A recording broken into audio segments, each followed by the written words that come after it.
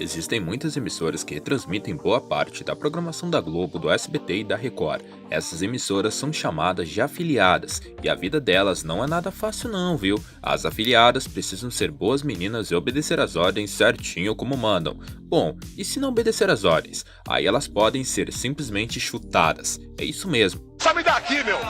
Some daqui, mano! Some daqui! E se for uma emissora meio capenga, aí é que o chute é certo. E hoje nós fizemos uma seleção de emissoras que já passaram por isso. Antes de mais nada, já vai deixando o seu gostei aí embaixo e inscreva-se no nosso canal para receber mais vídeos. Vamos nessa! Muita gente sabe que a TV Difusora levou um baita chutaço da Globo, mas não sabem como isso aconteceu. Essa história é uma novela mexicana entre a Globo, a Difusora e a Mirante. Lá pelos anos 60, a TV Difusora de São Luís foi aberta pelos irmãos Bacelar com a ajuda do povo. Muitas pessoas, até mesmo do subúrbio, elas pegaram as suas economias e investiram para criá-la. Em 1963, ela saiu do papel, mas a felicidade não durou muito. Em pouco tempo, a TV Difusora estava igual seu Madruga, devendo até as calças. Eu agradeceria se o senhor me desse o dinheiro do aluguel. Em uma sinuca de bico com dificuldades financeiras, a solução não podia ser outra: pedir ajuda do povo mais uma vez. Assim, as ações da emissora voltaram a ser vendidas para aumentar o capital para conseguirem pagar as altas dívidas. Mesmo com altos problemas financeiros e administrativos, a TV Difusora conseguiu crescer mesmo assim. Entrou de cabeça na década de 70, comprando equipamentos novos e investindo ali na programação. Foi nessa época que ela assinou um contrato de afiliação com a poderosa Rede Globo, passando a exibir boa parte da programação dela. De um jeito ou de outro, a TV Difusora continuou se arrastando em meio aos problemas administrativos que tinha quando chegou o ano de 1986. Nesse ano, Sarney andava ali preparando uma emissora chamada TV Mirante. Até aí tudo bem. O problema é que já corria a fofoca ali na imprensa de que o Sarney estava de olho era na Globo, e os boatos estavam se confirmando. Rede Globo! Ela é mentirosa! Tanto que os técnicos da Globo estavam interessados em saber que tipo de equipamento eles iam comprar. Então parava o namorozinho entre as duas emissoras no ar. O Magno Bacelar, que era dono da TV Difusora, já andava bem desconfiado disso. Mas será que eles vão tirar minha Globo? Sei não, tomara que não. Mesmo muito desconfiado, Magno parecia um cara bem calmo e desmentiu tudo diante da imprensa. Não, capaz, se a Globo quisesse romper com a gente, ela já teria se manifestado e blá blá blá. A grande verdade é que a TV Difusora estava com muito medo sim. O contrato de afiliação estava prestes a vencer e ela não queria perder a programação da líder de audiência. E as suspeitas de Magno se confirmaram. Logo Roberto Marinho conversou com Magno e falou: "Cara, eu não vou renovar. É melhor você procurar uma outra emissora, eu não quero ficar mal com o presidente." Sarney na época era o presidente do Brasil. Magno não aceitou a situação e ele decidiu que não ia deixar a Globo de bandeja para Mirante. "Eu não vou passar a Globo pro Sarney não, meu querido. Isso não vai acontecer. Eles que lutem." Magno até achou uma saída: se candidatar ao Senado. Assim, se ele ganhasse, teria poder político e poderia assegurar a afiliação com a Globo. Porque poder político era tudo, né? Era a única chance que ele tinha. Tanto que ele até colocou todo o patrimônio dele ali em jogo. Já que Magno resistia e não ia entregar a Globo por bem, ele ia entregar por mal. Começaram a mexer os pauzinhos ali na eleição para prejudicar o cara, e deu certo. Magno não só perdeu no Senado, como ficou com mar de dívida. Agora não só ia perder a afiliação com a Globo, como ia perder a emissora inteira também. Meu Deus do céu, como é impressionante, cara, como vocês tentam me derrubar, cara. Só que mesmo assim, ele ainda resistia e não queria vender. Enfim, a TV Difusora deu muito trabalho pro Sarney e pra Globo. Não ia deixá-la tão fácil. Magno até tentou fazer um acordo ali com a Mirante para que as duas dividissem a afiliação, mas sem sucesso. Magno, mesmo resistindo, foi vencido pelo tempo e pelas dívidas que tinha. A emissora estava se esfarelando, literalmente. Então ele acabou sendo obrigado a vender a TV Difusora no ano de 1988. E o mais curioso é que as negociações de venda foram conduzidas por Fernando Sarney, o próprio filho do Sarney. É aí que entra nessa história nada mais nada menos que o governador do Maranhão, Epitácio Cafeteira, que estava ali interessado pela emissora. Dizem os boatos da imprensa na época e de livros que a família Sarney comprou junto com o Epitácio a TV Difusora, mas eles não foram lá e compraram a emissora como qualquer pessoa normal faria. Não, pelo contrário, eles usaram um laranja chamado William Nagem, que era um empresário do meio texto, para comprá-la. Nagem, que era o laranja, assumiu o controle do canal e arregaçou as mangas. Mesmo com a Globo tentando chutar a TV Difusora a todo custo e com o pessoal ali em cima pressionando para que isso acontecesse, eles prolongaram o contrato por vários e vários motivos.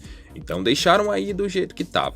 A Difusora continuou passando a programação da Globo normalmente e a TV Mirante, que a essas alturas já existia, passava a programação do SBT.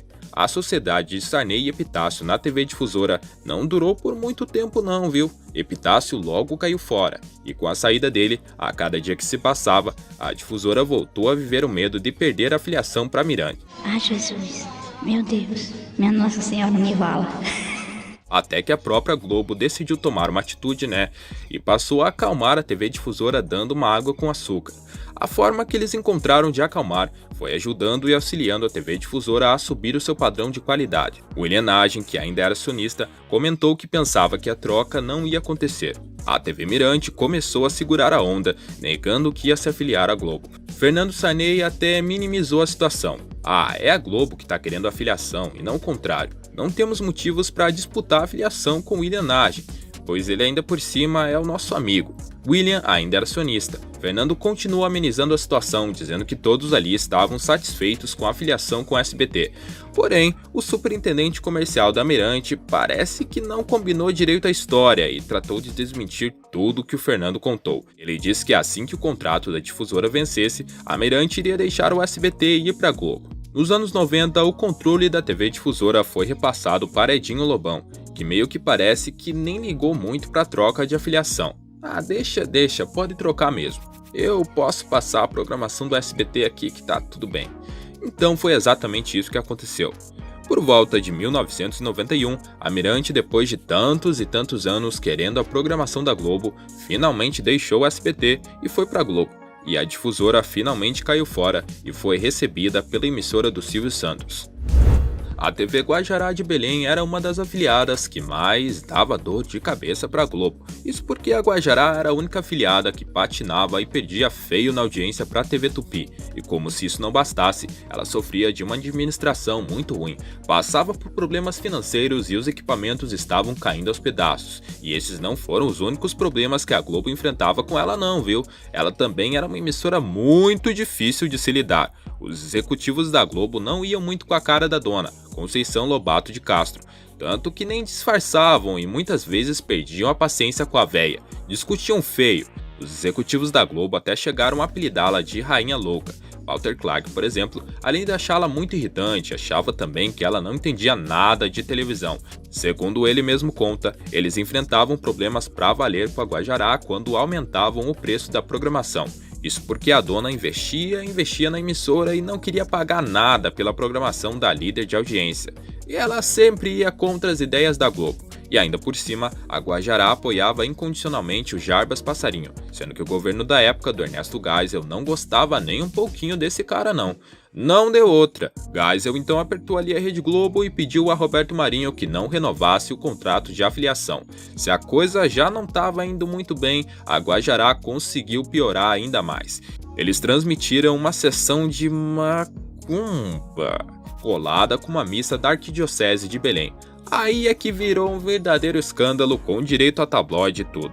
A Globo, que já tinha motivos de sobra para chutar essa emissora para longe, disse chega e decidiu se livrar dela de uma vez por todas. Desculpa, mas a gente não vai renovar, foi bom enquanto durou. A emissora de Roberto Marinho assinou então com a TV Liberal da mesma região. Depois de receber a notícia de que sua emissora não seria mais afiliada da Globo, o dono parece que ficou pé da vida e passou a criticar a Globo abertamente nos tabloides. No dia 30 de abril de 1976, a Guajará deixava de ser afiliada da Globo. E é aí que a emissora foi direto pro chão. Não tinha o mínimo de comercial, ninguém se interessava em investir na emissora. E sem comerciais, o dinheiro começou a faltar e começaram a perder funcionários, operadores e técnicos. Então eles acabaram recorrendo à TV Bandeirantes e várias outras redes. Sem força nenhuma para competir com a concorrência com equipamentos ultrapassados, a emissora conseguiu se arrastar até os anos 90, quando foi vendida e virou outra emissora. Um triste fim. Na alegria e na pobreza, na saúde e na doença, a TV Maranhense foi afiliada da Bandeirantes no Maranhão durante um tempão. A emissora, que já tinha muitos problemas, começou a quebrar e caiu na crise. Em 2012, mandaram embora um monte de funcionários, sendo a maioria deles do setor de jornalismo, como repórteres, cinegrafistas e motoristas. A crise foi tão grave que acionaram a própria Bandeirantes de São Paulo para tentar intervir no negócio. O diretor de jornalismo da Band acabou ligando para um pessoal lá do Maranhão para saber o que estava acontecendo na afiliada. Alguns funcionários reclamavam de baixos salários e muitos atrasos, já outros reclamavam lá dos donos e da horrível situação financeira do canal.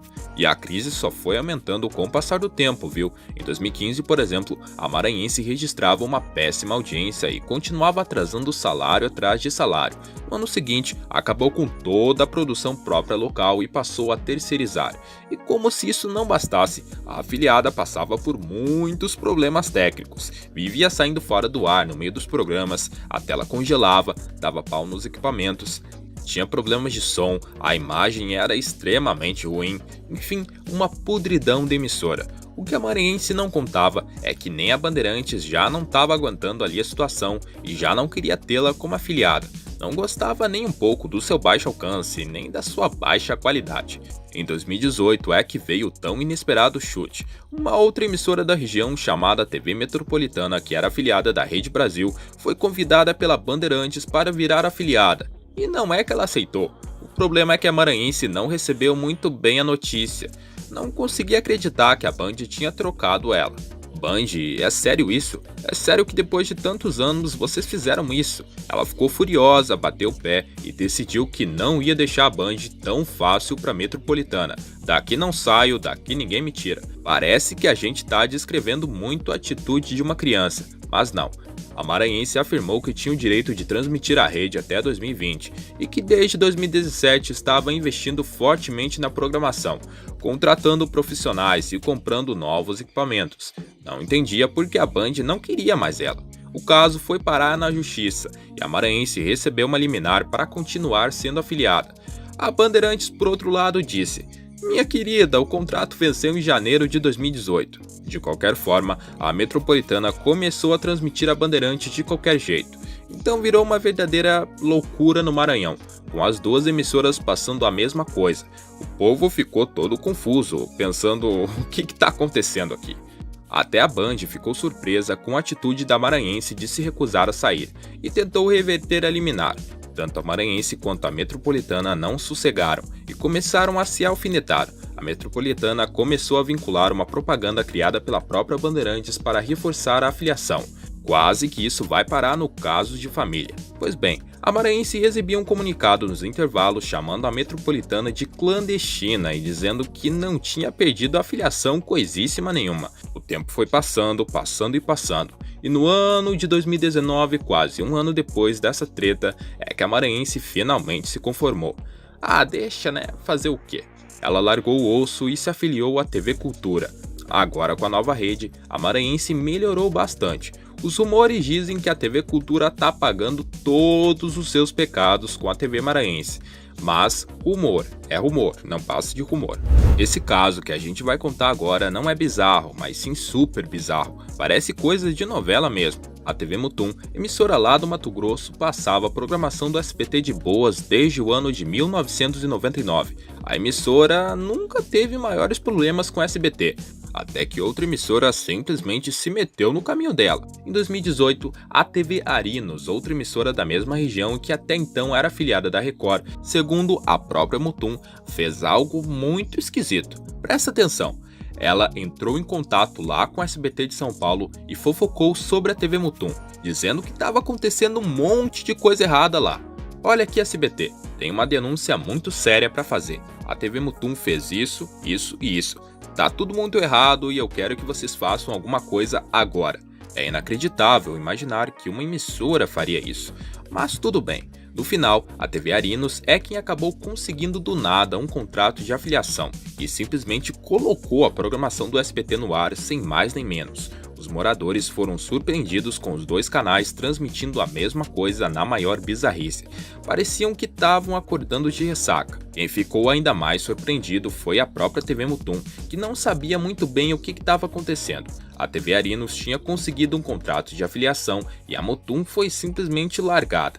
Os representantes da Mutum disseram que se sentiram prejudicados por uma concorrência desleal e decidiram recorrer à justiça. Disseram ainda que só eles tinham autorização para transmitir a emissora do Silvio Santos e acusaram a TV Arinos de ter apresentado denúncias falsas sobre a TV Mutum para o SBT de São Paulo, apontando que existiam irregularidades na afiliada. O pessoal da Mutum continuou, dizendo que eles trocaram de afiliação em menos de 24 horas e que isso era irregular e que não podia ser feito sem autorização do Ministério das Comunicações e blá blá blá. Bom, a Mutum não podia continuar passando a programação do SBT, né? Então eles acabaram se afiliando à Rede Bandeirantes e continuaram brigando. A TV Arinos hoje mudou até de nome, virou SBT Nova Mutum. A TV Jornal do Comércio lá do Recife tem motivo de sobra para ter um bom trauma da Rede Globo. A emissora foi convidada a virar afiliada da Globo lá na década de 70. Ela ficou muito lisonjeada e assinou um contrato para transmitir e tal e tal. Tudo foi acertado e planejado.